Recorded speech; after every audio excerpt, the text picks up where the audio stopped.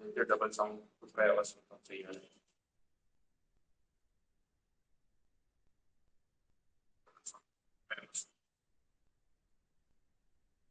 चलिए स्टार्ट तो करते हैं। एफएम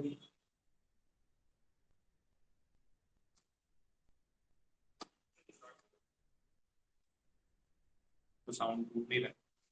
कॉस्ट ऑफ कैपिटल चल रहा है। सम्स आप लोग होमवर्क मैंने ट्राई किए वो कुछ कंफ्यूज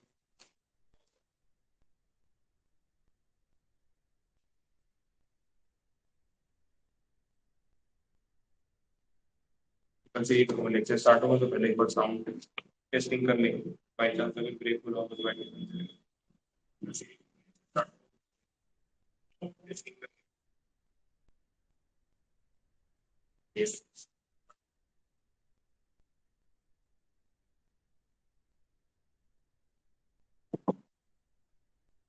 हाँ बोलो होमवर्क वाले सम्स आपने जो ट्राई किए उसमें क्वेरीज आप शुरू करते हैं।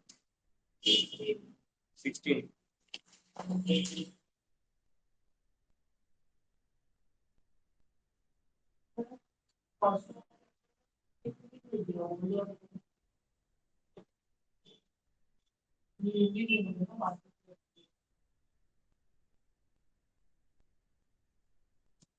वेटेड एवरेज में तो दोनों ही लेनी पड़ेगी ना। अपन ने वो सम सॉल्व किया उसमें कैसे था एग्जिस्टिंग और न्यू वाला। कौन सा वाला सम था वो? इसमें दो बार डब्ल्यू एच काउंट किया एग्जिस्टिंग डेट और न्यू डेट वैसे ना। सम वाला ही कंसेप्ट लगेगा ना। इलस्ट्रेशन था ना मॉड्यूल वाला। मॉड्यूल का एक इलस्ट्रेशन था उस समय भी तो ऐसे ही था। एग्जिस्टिंग डेट 4,000 था 14% पे फिर हमने और 2,000 उठाया 16% पे। वो वाला टाइप वाला हो गया ना। तो अगर आपकी एग्जिस्टिंग इक्विटी ऑलरेडी है और आप और इक्विटी रेज कर रहे हो तो कहीं ना कहीं डब्ल्यू में पुरानी इक्विटी को तो कंसिडर करना ही पड़ेगा। Weighted average will be including the existing one and the new one. वैसे देखा जाए तो इस सब में भी देख लेते हैं। इक्विटी शेयर जो आपको बोले हैं 1 लाख यूनिट है और मार्केट वैल्यू के हिसाब से शेयर्स की वैल्यू हो रही है 38 lakh rupees. Preference share book value पे है 8 लाख रुपीज और डिबेंचर जो है 50 लाख रुपीज की। एडिशनल इन्फॉर्मेशन में क्या बोल रहे हैं equity share capital includes the existing 60,000 shares having current market price of 40 rupees. Okay, and the balance is net proceeds from the new issue in the current year. Issue price 40 rupees, flotation cost 5 rupees. Projected EPS, GPS आपको दे रखा है, preference dividend दे रखा है, cost of debenture है, preference share की market value है, corporate tax dividend tax दे रखा है, WACC गिनना है। ठीक है कोई प्रॉब्लम वाली बात नहीं। Weighted average cost of capital निकालना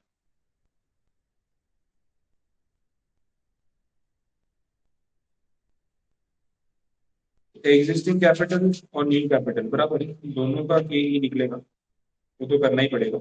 एग्जिस्टिंग कैपिटल अच्छा और कुछ क्वेश्चन में बोला मार्केट वैल्यू को वेट्स के तौर पे यूज करना है और हमें डेटा में क्या दे रखा है ईपीएस और डीपीएस दे रखा है। अब कौन सा मेथड यूज करना है वो अपने ऊपर है। कुछ नहीं बोला है और डेटा दिया है उस हिसाब से अपने डिविडेंड वाला मेथड भी यूज कर सकते हैं और डिविडेंड को लेके सारी इन्फॉर्मेशन अवेलेबल है प्राइस को लेके सारी इन्फॉर्मेशन अवेलेबल है तो उन्होंने वही किया है। जो एग्जिस्टिंग कैपिटल है उसमें डिनोमिनेटर में मार्केट प्राइस यूज किया क्योंकि वो एग्जिस्टिंग है और न्यू जो इशू किया उसमें नेट प्रोसीड्स वाला सॉल्व किया वो अपन ने देखा था कि न्यू इक्विटी वाले में नेट प्रोसीड्स जो है ज्यादा लॉजिकल है क्योंकि मार्केट प्राइस तो वही बना जितने में हमने अभी बेचा तो वो डिफरेंस आपको देखो सॉल्यूशन में दिखेगा।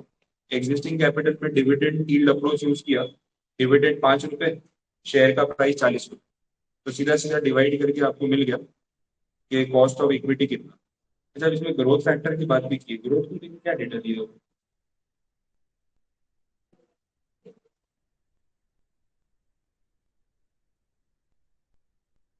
क्वेश्चन में ग्रोथ को लेकर तो कोई बात ही नहीं हुई।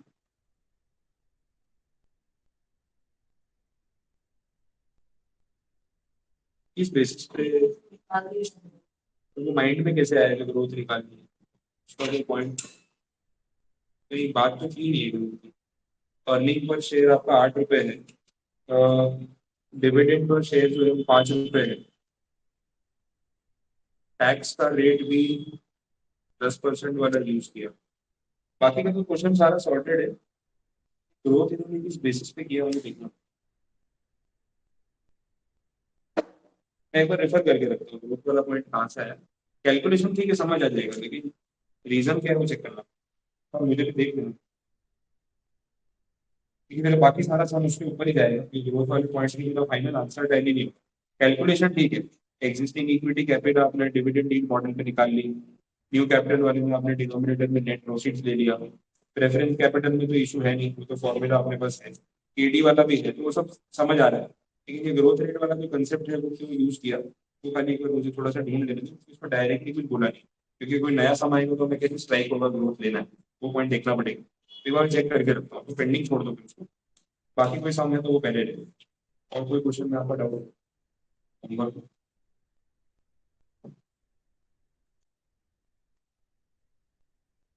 बोलो। नहीं कोई query. 23।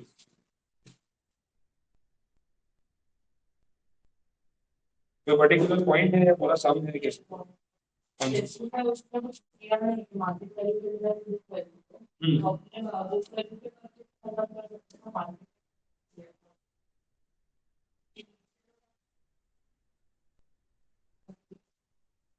Okay. Operating profit, interest on debentures, income tax, less करके नेट प्रॉफिट, डिवेंचर्स की वैल्यू, मार्केट प्राइस पर शेयर पर debenture, calculate EPS. Market price दिया हुआ है, वहां से ही हिंट मिलता है, तो डेटा यूज भी हो जाएगा। हाँ, percentage cost of capital to the company for the debenture fund and equity, और ईपीएस मेथड के बारे में कुछ बोला नहीं है। उन्होंने दोनों ही गिना है। देखो, क्वेश्चन में स्पेसिफाई नहीं किया, आपने तो वही बोला। एग्जाम में भी सेम पॉइंट आ सकता है, तो उन्होंने क्या किया, सॉल्यूशन में दोनों कर दिए। फर्क तो क्या पड़ेगा, एक बार कैलकुलेशन में वापस दिखाना। तो वो निकाल लेने, दोनों ही गिन लिया। अगर बुक वैल्यू पे डेट गिने तो अलग चीज है, और मार्केट वैल्यू पे गिने तो अलग चीज है, क्योंकि नीचे का बेस चेंज हो जाएगा, प्राइसिंग चेंज हो जाएगा। दोनों गिन के दिखा दो। अगर आपको एक अजम्पशन लेना है तो फिर आपको नोट लिखना पड़ेगा कि as nothing is specified, we are calculating the results on the book value. और फिर आप खाली बुक वैल्यू निकाल दो तो चलेगा। तो ऐसा जितना इशू नहीं। तो इसमें एग्जाम में कैसे करना चाहिए, अगर छोटा मोटा कैलकुलेशन है, एक स्टेप है, कोई ज्यादा फर्क नहीं पड़ेगा, और वेटेज भी है सब का, तो आप कर दो ना, दोनों गिन लो। बट अगर ऐसा है कि दोनों गिनने में डबल कैलकुलेशन हो जाएगा, बहुत लेंदी हो जाएगा सब, और कुछ स्पेसिफाई नहीं किया, तो फिर कोई एक अजम्पशन लेके आप कर सकते हो, बट नोट लिखना पड़ेगा कि आप बुक वैल्यू यूज कर रहे हो मार्केट में। कुछ मेंशन नहीं करोगे और लिख के आ जाओगे तो भी चेकर को पता नहीं चलेगा, तो कुछ मार्क्स को कट कर सकता है। फिर ऑन द पॉइंट आप डिसाइड कर सकते हो क्या करना चाहिए। ठीक है, बाकी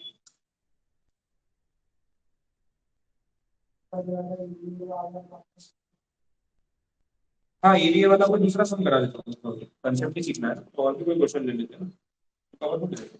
तो कोई प्रॉब्लम, कोई वीडियो में नहीं आया तो समझाना ही पड़ेगा। बाद में भी कोई देखेगा तो उसको भी इशू आएगा, और जबकि मैं तो उल्टा और डिटेल में जा रहा था कि देखो अच्छा वीडियो देगा, प्रॉब्लम। बीच बीच में डूब रहा होगा ना, तो आपका कॉन्सेंट्रेशन नहीं बन रहा होगा क्या।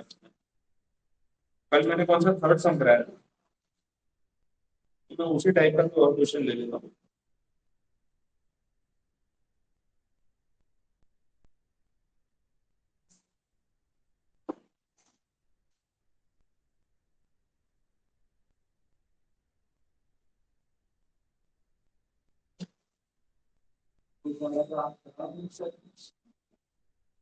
अच्छा चैप्टर।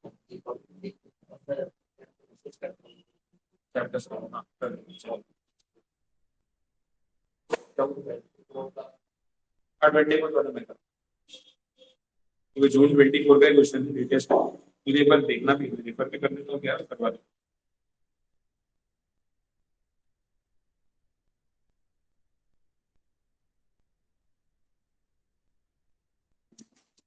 चलो, प्रॉब्लम नंबर 5 है एक, वो भी ईवीए वाला ही टॉपिक है, वो समझा दे।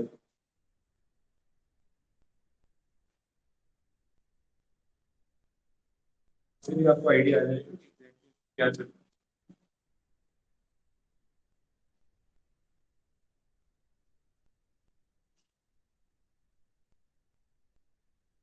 और कुछ सिमिलर सम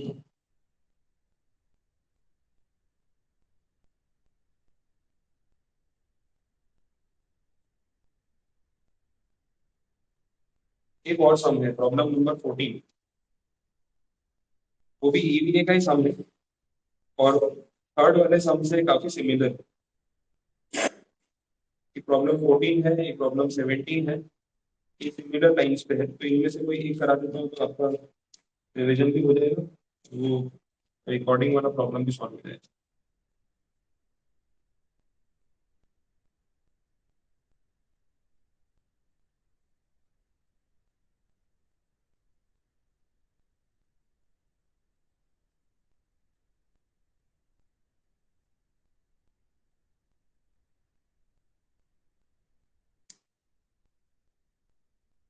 कोडिंग की करते हैं। चलो कोडिंग सम का डेटा एक बार देखो।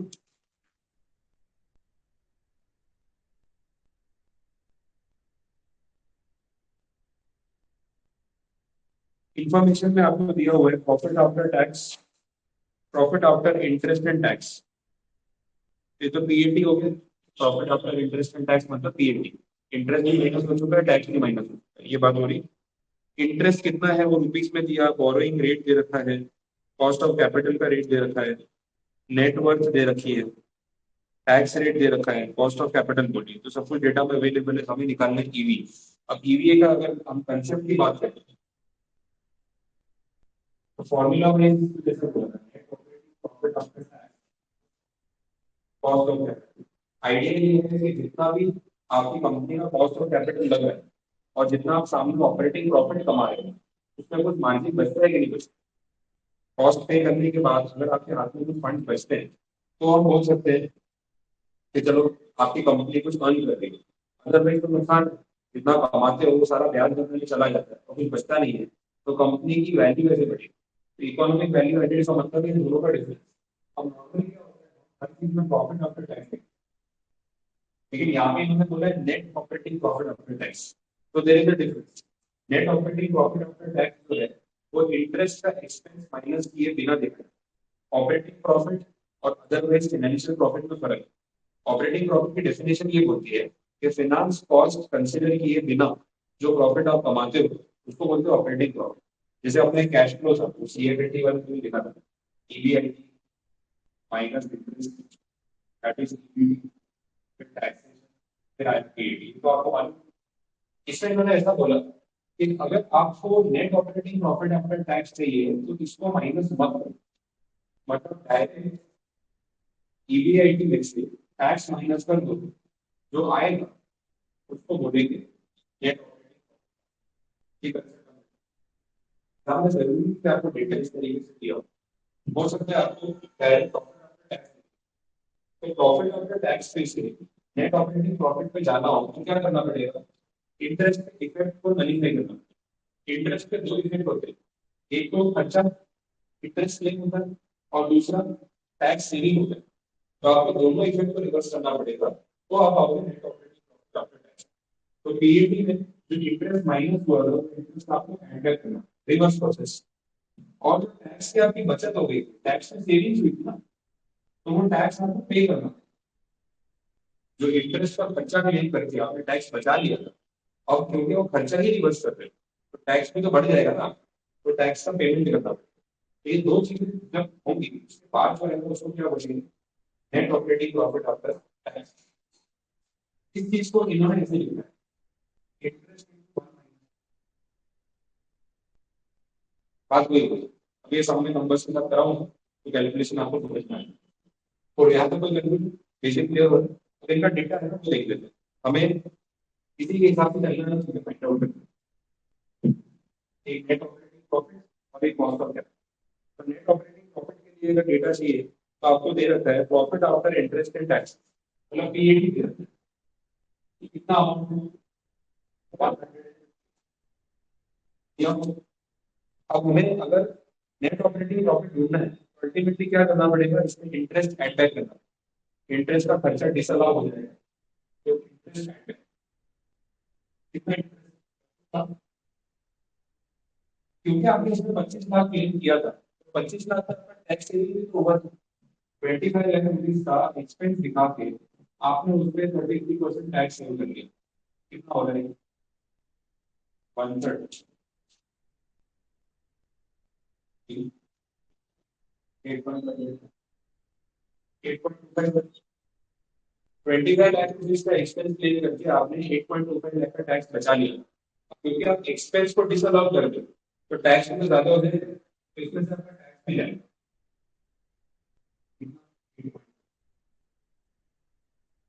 इससे आएगा net operating profit.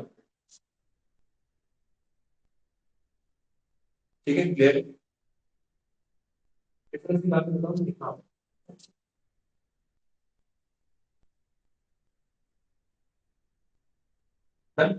Net operating profit आ गया। तो ये पॉइंट, एक पार्ट तो कंप्लीट हुआ सम का। अब रिमेनिंग चीजें देख लेते हैं। रिमेनिंग आपको चाहिए कॉस्ट ऑफ कैपिटल कैसे फाइंड आउट करेंगे? कैपिटल एम्प्लॉयड जितनी भी है आपकी, उस पर लगा दो WACC का rate, this will be equal to cost of capital. हो जाए कैपिटल एम्प्लॉयड कितनी है वो क्वेश्चन में से देखना पड़ेगा, आपकी कैपिटल कितनी लगी हुई है। कंपनी की नेटवर्थ दे रखी है 300 लाख रुपीज मिला। और नेटवर्थ क्या है? दैट इज कैपिटल एम्प्लॉयड, कि आपने कितना पैसा कंपनी में लगा रखा है, 300 lakhs, that is the capital. 300 lakhs और WACC, अब या तो WACC फाइंड आउट करना पड़ता है या क्वेश्चन में दिया होता है। इस सब में इन्होंने दे दिया। पिछले सब में हमने WACC निकाला था, KD KE AD सब कुछ करके उसका एवरेज। यहाँ पे तो आपको डायरेक्टली दे दिया कि 15% WACC है, गिनने की जरूरत नहीं, हम छोटा कर दिया। तो सीधा 300 lakhs की कैपिटल ले लेगा, 15% कॉस्ट छुपा लेगा, तो कितना हो रहा है?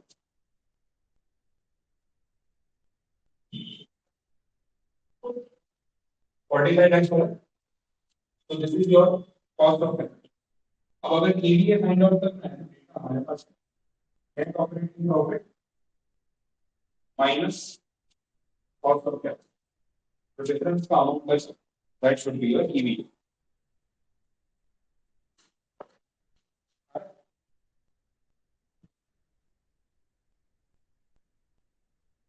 क्या आ गया आपका? आपकी कंपनी की वैल्यू में कितना एडिशन हुआ after paying the cost of capital? कल भी यही बात होगी।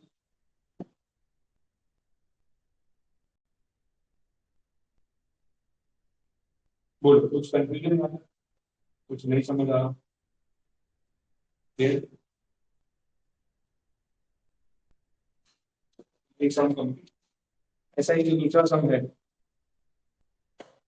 17 वाला, वो भी देख लेते हैं।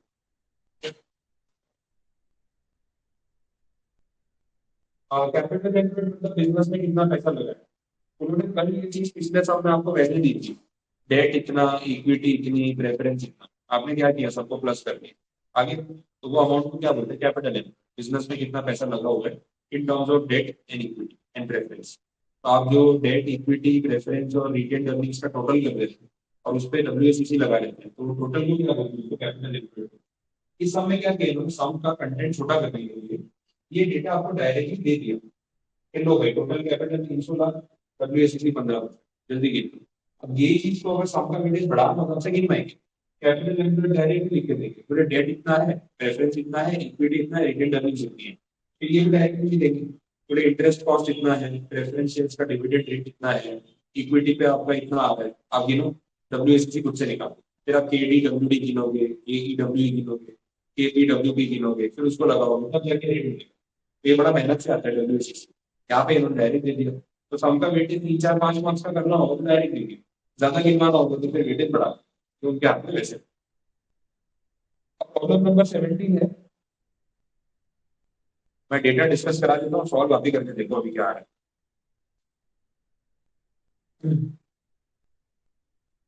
सबसे पहले उसमें दिया है शेयर होल्डर्स फंड, ये इक्विटी हो गई 4200, long term debt 1800, trade payable 750, trade payable तो लायबिलिटी हो गई तरीके से वैसे।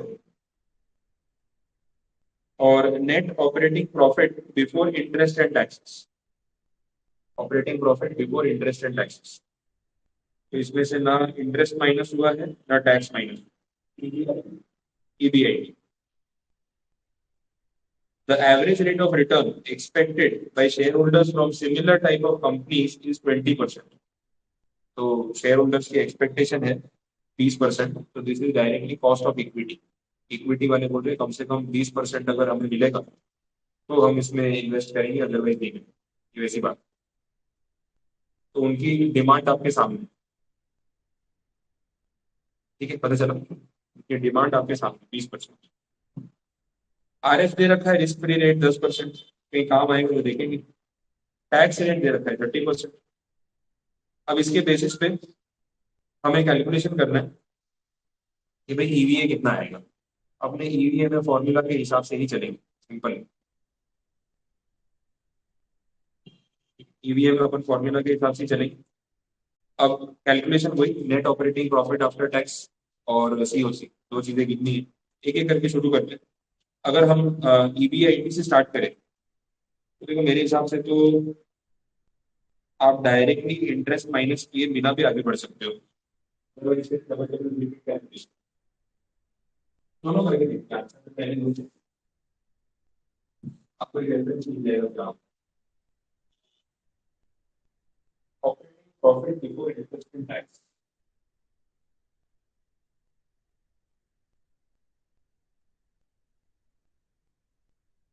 इसमें अगर आपको ईबीआईटी डायरेक्टली दे रखा है तो शॉर्टकट तो यही है कि आप सीधा टैक्स माइनस करो, आंसर इंटरेस्ट माइनस करो, ईबीटी निकालो, पीएटी समझाओ, फिर इंटरेस्ट प्लस करो तो टैक्सेशन माइनस करो, बात वही होने वाली है। तो अपने डायरेक्टली आंसर टैली करना। क्या 250 टैक्स का रेट कितना, 30%, तो 30% रिमेनिंग अमाउंट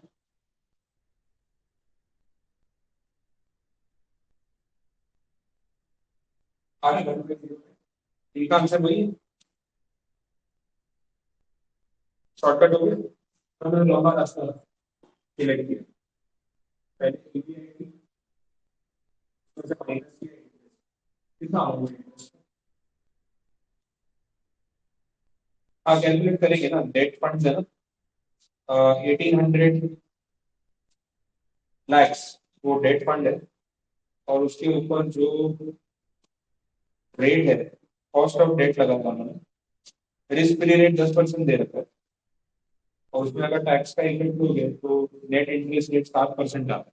पर ये सब कुछ करने की जरूरत नहीं, 7% क्यों, अगर माइनस करने तो पूरा ही करना चाहिए, तो गलत हो गया, क्योंकि 10% ही लेना चाहिए था। 1800 रुपीज का ऑलरेडी है, 10% ब्याज। तो आइडियली मैं क्या करूँगा, 180 माइनस करूँगा। इंटरेस्ट बेस करने के बाद अगर अर्निंग बिफोर टैक्स आप इसमें से 180 माइनस करोगे क्या आएगा, 1970। फिर इसमें से आप टैक्स माइनस करोगे 30%।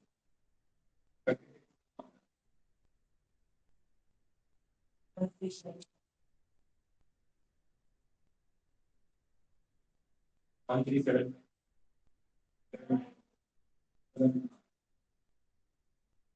थर्टी परसेंट माइनस करके ये आपको पीएटी। आपको अगर नेट ऑपरेटिंग प्रॉफिट पे जाना है तो इंटरेस्ट प्लस होगा और टैक्स माइनस। इंटरेस्ट 180 प्लस हो जाएगा और इसमें लगने वाला 30% टैक्स, मतलब 54 माइनस, ये करके देखो। आप आफ्टर टैक्स दिया था या वापस टैक्स, आप इनका एक भी आंसर आता है, ये नो हो गया आंसर। मैं तो यही करूंगा, मेरे एग्जाम में नेसेसरी ये पूरा कैलकुलेशन भी लिखूंगा, नोट लिख दूंगा ना कि मैं नेट ऑपरेटिंग नहीं कर रहा हूं, ठीक है। अननेसेसरी पूरा माइनस करके फिर प्लस करूं जिससे टैक्स से मतलब इम्पैक्ट नहीं होगा, कोई सेंस नहीं, ये लिखाना नहीं चाहिए, मैंने टैली करा है। तो नेट ऑपरेटिंग प्रॉफिट आपका आ गया। अब दूसरा क्वेश्चन कौन सा चाहिए, कॉस्ट ऑफ कैपिटल चाहिए। उसके लिए डेटा में क्या अवेलेबल है, आपको शेयर होल्डर का फंड दे रखा है और लॉन्ग टर्म डेट दे रखा है। तो कैपिटल एम्प्लॉयड पता चलिए, दोनों को प्लस करके 4200 प्लस 1800 कितना होगा, 6000, ठीक। और दोनों की कॉस्ट ऑफ डेट और कॉस्ट ऑफ इक्विटी, उससे निकलेगा वेटेड एवरेज। वो कैलकुलेशन कैपिटल दिया भी कुछ काम का है। आपको WACC अगर गिनना है, AD चाहिए, WD चाहिए, AE चाहिए, WE, चारों से ढूंढनी। अगर AD आएगा 1 माइनस टैक्स, इंटरेस्ट 10%, टैक्स 30%, कितना बचा है?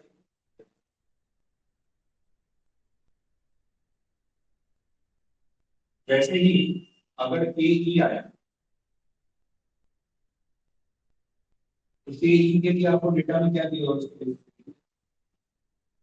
मतलब क्लैरिटी रखना, इन्वेस्टर्स के देखिए तो गिनना ही नहीं। उन्होंने ऐसा लिखा, investors expect 20% return from a similar company.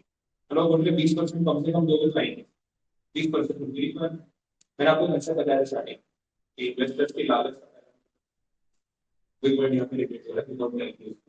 अच्छा, वेट की बात करें तो उन्होंने ऐसा बोला, इक्विटी का वेट है 4200 और डेट है 1800, टोटल कितना हो गया? 6000।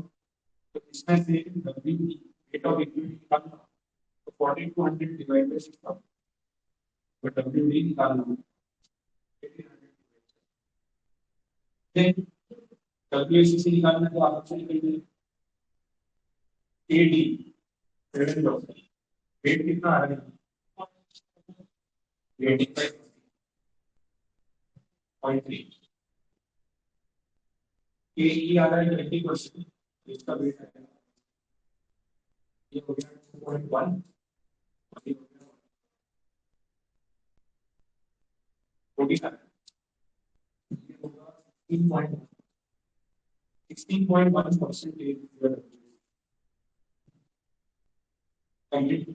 हमें चाहिए कॉस्ट ऑफ कैपिटल, फॉर्मूला के लिए फॉर्मूला आपने EVA का है, net operating profit after tax minus cost of capital. Net operating profit आ चुका है, कॉस्ट ऑफ कैपिटल भी कैलकुलेट करना है।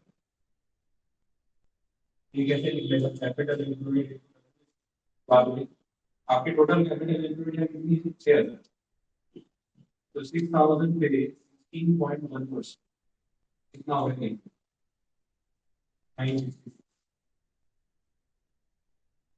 Net operating profit 1503 minus cost of capital 966 difference कितना? 530। आ गया टीवी, पता चला।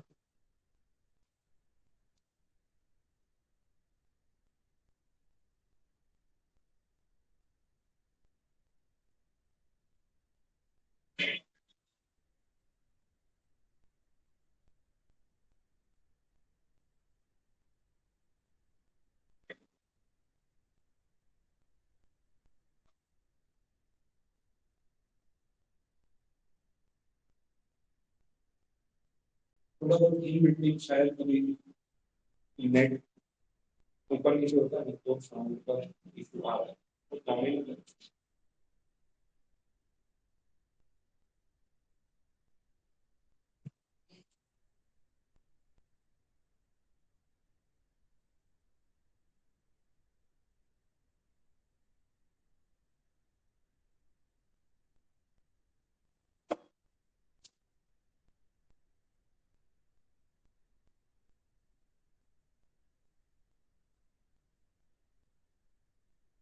बोलो यहाँ तक कुछ कंफ्यूजन, कुछ नहीं समझ आया कुछ नहीं?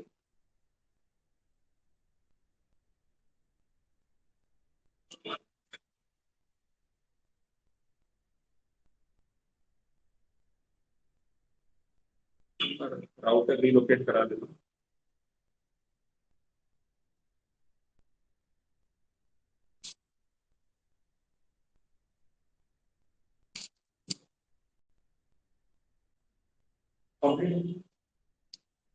ईवीए वाले सॉल्व किए अपन ने, काफी सारे एग्जांपल कर दिए। और अगर ईवीए वाला आपको सिमिलर सम सॉल्व करना है तो ये 22 है। अभी ट्राई कर लो मेरे हिसाब से, छोटा क्वेश्चन है, एक प्रैक्टिस हो जाएगी आपको, कितना समझ में आएगा। अटेम्प्ट करके देखिए।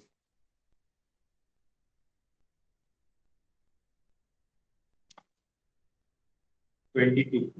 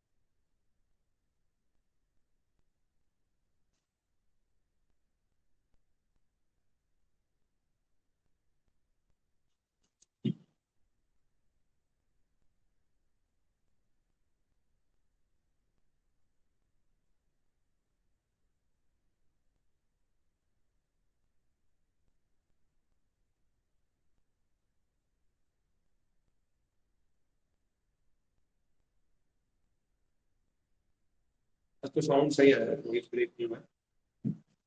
कोई थोड़ा delay- कोई बात नहीं, एक दो दिन में मैं इसको भी अरेंज।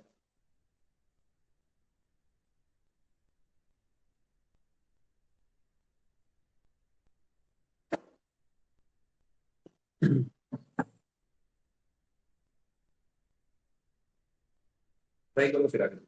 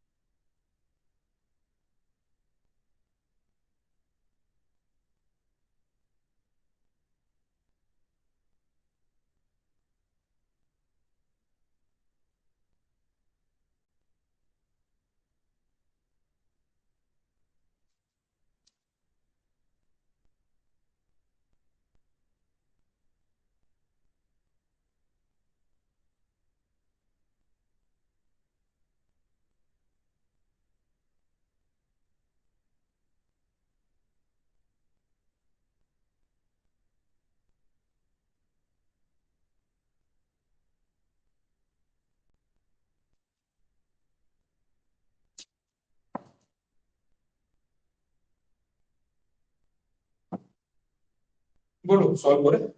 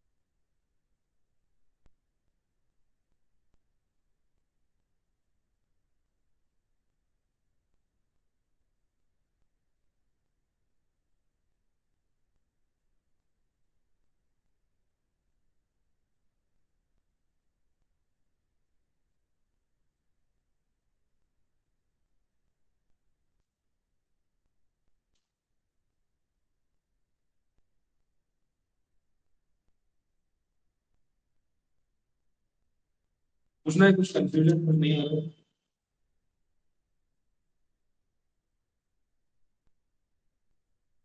बाकी हो गया।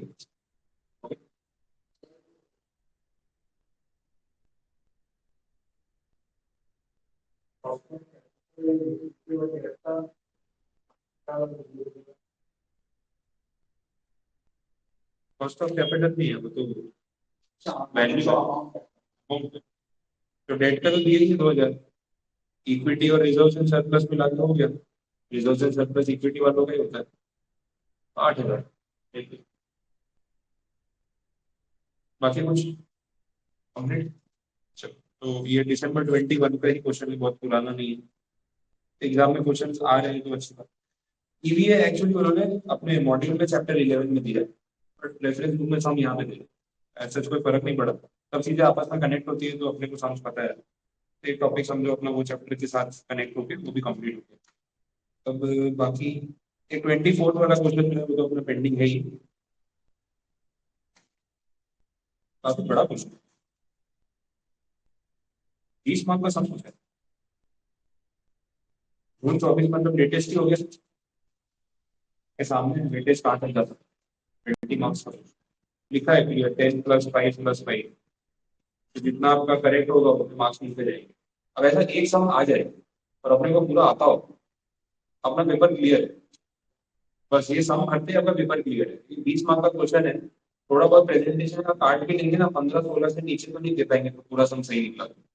16 मार्क्स या 18 मार्क्स अगर आपके एक ही सम में बन गए तो 50 तक दूर नहीं है। बाकी क्वेश्चन में से कुछ तो बन ही जाए। तो हर चैप्टर जो भी है अच्छे से करके जाओ। ऐसा एक क्वेश्चन आ गया 10 से 20 मार्क्स का, मेरे हिसाब से तो ये सम देखते ही पेपर अपना हो गया कि चलिए तो निकल गया, क्योंकि ये सम मेरे को आता है। 20 में से मैक्सिमम ट्राई करो, अच्छे से सॉल्व करो आराम से। प्रेजेंटेशन भी प्रॉपर करो, पूरा लिख के आओ कि मैक्सिमम मार्क्स मिले। तो 90% मार्क्स प्रैक्टिकल सम को देने ही पड़ते, काट नहीं सकते। तो 16 से 18 मार्क्स तो सही आंसर में किसी के भी निकल है। बस आपका पेपर में कोई टेंशन नहीं की, उल्टा फिर तो एग्जामेशन भी ले जाओ। 20 मार्क्स तो यही है। 80 में से आप 40 भी ले जाए ना, 50%। ये सब के भरोसे आपको ऑलमोस्ट एग्जामेशन टच हो जाए, आराम से पॉसिबल। करवाऊंगा ये सब, इसके पहले कुछ बाकी है।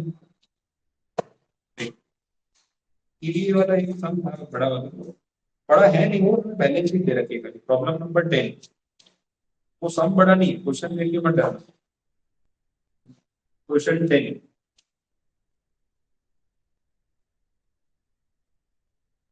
ये सम आप घर पे आप ट्राई कर सकते हो ईवीए वाले टॉपिक को प्रैक्टिस के लिए, समझ आ जाएगा। अब मैं जैसे भी आज चैप्टर पैकअप नहीं कर रहा हूँ बिकॉज मंडे के बाद भी अभी मेरी छुट्टी है। तो मंडे अपने बफर में यूज कर लेते हैं, एक वो लास्ट सम 24 वाला। और ये जो होमवर्क पे एक दो सम्स के आपके डाउट है वो मंडे पैकअप करा दूंगा, ये चैप्टर तब एंड कर लेंगे, फिर वापस 10 दिन से कंटिन्यू करेंगे। तब नया चैप्टर ऐसे। आज इतना ही रखता हूँ। रिमेनिंग पॉइंट जो भी पेंडिंग है एक सेशन और लगाएंगे, फिर पैकअप करेंगे। ठीक है कंप्लीट।